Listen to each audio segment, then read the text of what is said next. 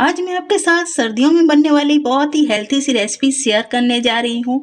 इसे आज हम बिना सांचे के हाथों से बनाएँगे और ये बेसन से बनने वाला है। बेसन के फ़ायदे तो आप जानते ही होंगे, बेसन के कितने ज़्यादा फ़ायदे होते हैं हमारे शरीर के लिए।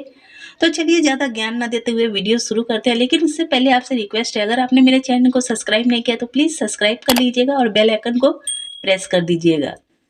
तो यहाँ पर सबसे पहले मैंने ले लिया है बाउल, इसमें हम ऐड करेंगे 1.5 कप गेहूं का आटा। तो मैं आटे से बना रही हूँ, आप चाहे तो मैदे से भी बना सकते हो।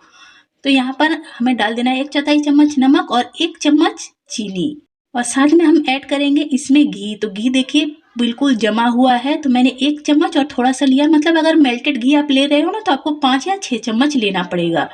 तो घी का अच्छी तरह से हम मोयन लगा लेंगे। मोयन लग चुका है। यहाँ पर मैंने हाफ कप से 4 चम्मच ज़्यादा दूध लिया है। दूध पहले से गर्म था, अब लेकिन रूम टेम्परेचर का आ चुका है। थोड़ा थोड़ा दूध डालना है और हमें इसका हार्ड सा डो तैयार करना है। सॉफ्ट डो बिल्कुल नहीं तैयार करना है। बहुत अच्छी तरह से इसे गूंथते हुए हम रेडी कर लेंगे। तो आप देख सकते हो ये डो कितना हार्ड है। तो इसे हम ढककर 15 मिनट के लिए रेस्ट पर रखेंगे। तो यहाँ पर इसे छोड़ देते हैं रेस्ट के लिए। मैंने ले लिया है पैन में ऐड करेंगे हम घी। तो घी हमें ले लेना है 50 ग्राम। तो मैंने 2 चम्मच भर भर कर लिया है। तो मैं आपको दिखला देती हूँ मेल्ट होने के बाद। देखिए कितना घी है। तो घी बिल्कुल मेल्ट हो जाए तो इसके बाद हम इसमें ऐड करेंगे बेसन। बेसन 1 कप भरकर मैंने लिया है। तो मैं स्टफिंग थोड़ा ज़्यादा बना रही हूँ। ये स्टफिंग 500 ग्राम आटे के लिए, अगर आप 250 ग्राम आटे के लिए बना रहे हो ना तो हाफ स्टफिंग बनाना। तो लो टू मीडियम फ्लेम पर हमें इसे कंटिन्यू चलाते हुए 8 मिनट तक पहले भून लेना है। अभी भूनते हुए 8 मिनट हो चुके हैं। तो हम इसमें ऐड करेंगे उसी कप से हाफ कप डेसिकेटेड कोकोनट। अब और 2 मिनट तक हम इसे भून लेंगे। भूनते हुए 2 मिनट हो चुके हैं, तो इसे हम कर देते हैं साइड में। अब इसी पैन में हम ऐड करेंगे उसी कप से 2 कप दूध, यानी कि हाफ लीटर दूध। तो दूध को ऐड कर कर हमें इसे कंटिन्यू चलाते हुए हाफ रिड्यूस कर लेना है। तो यहाँ पर दूध देखिए गाढ़ा हो चुका है, ये हाफ रिड्यूस हो चुका है। अब इसमें हम ऐड करेंगे उसी कप से 2 चम्मच कम चीनी। अगर आपको मीठा ज़्यादा खाना हो तो आप 1 कप पूरा डाल सकते हो। यहाँ पर हमें डालना है 1/4 चम्मच इलायची पाउडर। अब इसे हमें सूखा होने तक कुक करना है। तो यहाँ पर देखिए ये सूखा हो चुका है। तो अब इसमें हम ऐड कर देंगे सारे बेसन और कोकोनट के मिक्सचर को। तो यहाँ पर इसे अच्छी तरह हमें मिक्स करना है और फ्लेम को ऑफ कर देना है। अब फ्लेम की कोई आवश्यकता नहीं है, बस इसे हमें कंटिन्यू चलाते हुए मिक्स करना है और इसे ठंडा भी करना है, इसे छोड़ना नहीं है। अगर आप छोड़ दोगे ना तो ये बर्फी की तरह सेट हो जाएगा। तो बिल्कुल भी नहीं छोड़ना। आप देख सकते हो ये कैसा हो गया है। मैंने इसे इंडक्शन से नीचे उतार दिया है कि फटाफट से ये ठंडा हो जाए।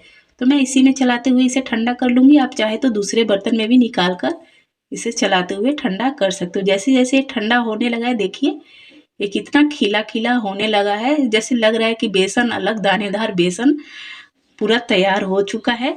तो स्पैचुला से इसे मैश करते हुए मैंने इसे ठंडा कर लिया। अब देखिए बिल्कुल ये ठंडा हो चुका है, हल्का हल्का गर्म है। तो मैं हाथों से ही इसके जो थोड़ी बहुत गुठलियां हैं ना फोड़ ले रही हूँ। तो उसे कर दिया साइड में। यहाँ पर देखिए आटे को, आटा हमारा 15 मिनट रेस्ट कर चुका है और इसका चीनी बिल्कुल पिघल गया है। तो इसे फिर से अच्छी तरह से मैंने मसल लिया। अब इसका डो देख सकते हो अभी भी हार्ड ही है, सॉफ्ट डो नहीं लगाना है, मैंने पहले आपको बतला दिया है। तो हमें लोई लेनी है बिल्कुल रोटी के बराबर, या रोटी से बड़ी भी आप ले सकते हो। अब जितनी बड़ी लोगे उतने बड़े बड़े आकार का आपका गुजिया बनेगा। तो जी हाँ, हम डिज़ाइनर गुजिया बना रहे हैं। तो इसे हमें कट करना है। तो आप स्केल की सहायता से भी इसे नाप कर कट कर सकते हो। मैं चाकू से ही इसे नाप कर इसे चौकोर शेप में कट कर ले रही हूँ। पहले हमें बड़ी सी रोटी बेल लेनी है, उसके बाद इसे चौकोर शेप में कट कर लेना है। और इसे हम आटे के साथ ही बेल सकते हैं, कोई ज़रूरत नहीं है कि अगर इसे आप ऑयल लगाकर बेलो।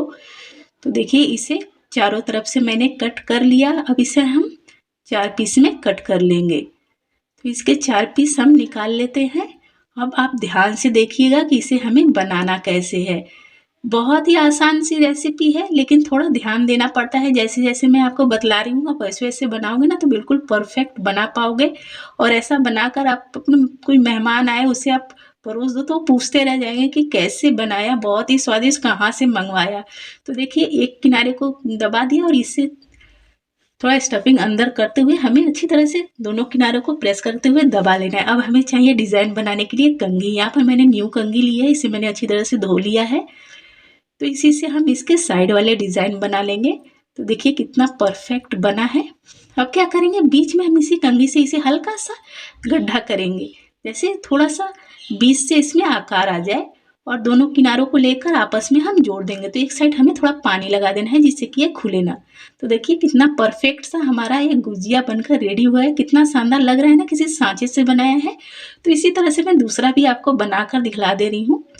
तो दोनों किनारों को हमें अच्छी तरह से प्रेस करते हुए दबा देना है, और दबाने के बाद फिर कंघी से हमें डिज़ाइन बना देने हैं। तो है ना बहुत प्यारे से डिज़ाइन, और देखने में कितने प्यारे लग रहे हैं। और इसे हल्का गड्ढा किया, अब दोनों किनारों को लेकर हमें एक साथ जोड़ देना है। तो फटाफट से तैयार हो गए। तो इसी तरह से हम सारे गुजिया को तैयार कर लेंगे। और इसके लिए हमें सांचे की तो बिल्कुल भी आवश्यकता नहीं, तो मैं घी में इसे तलने जा रही हूँ। आप चाहे तो इसे रिफाइंड ऑयल में भी तल सकते हो। तो घी हमारा अभी मीडियम हॉट हो चुका है, इसे ज़्यादा गर्म नहीं करना है, हमें इसे मीडियम फ्लेम पर ही तलना है। तो इसमें हम अपने सारे डिज़ाइनर गुजिया को ऐड कर देंगे। ये बेसन का गुजिया खाने में बहुत ही स्वादिष्ट होता है, साथ में हेल्थी भी होता है। तो फिर से मैं आपको ज्ञान देने लगी, तो ज्ञान देना बंद, आप खुद से ही बनाकर खाकर देखिएगा, खाने में बहुत ही टेस्टी होता है। तो इसे हमें मीडियम फ्लेम पर उलट पुलट कर रेडी कर लेना है, बिल्कुल लाल लाल कर तलना है। दूध डालने से ना ये खाने में और भी टेस्टी बनता है। मैंने दूध से डो लगाया, आप पानी से भी लगा सकते हो, और खस्ता भी बनता है। इसमें जो हम चीनी डालते हैं, चीनी की वजह से बहुत अच्छा सा कलर आता है, टेस्ट आता है। देखिए कितना शानदार इसमें कलर आया है। और मेरे सारे प्यारे प्यारे गुजिया बनकर हो गए हैं रेडी। आप देख सकते हो कितने प्यारे लग रहे हैं। अब मैं आपको स्टफिंग दिखला देती हूँ। देखिए हाफ स्टफिंग बच चुका है, तो इसका मैं बाद में बना लूँगी। और आप गुजिया को देखिए, इसका कितना प्यारा टेक्सचर है, खाने में बहुत ही स्वादिष्ट होता है। तो अगर आपको मेरी ये सिंपल सी रेसिपी पसंद आई हो तो प्लीज़ प्लीज़ मेरे चैनल को सब्सक्राइब कीजिएगा, लाइक कमेंट शेयर करना मत भूलिएगा, और इस रेसिपी को ज़रूर ट्राई कीजिएगा। Bye bye.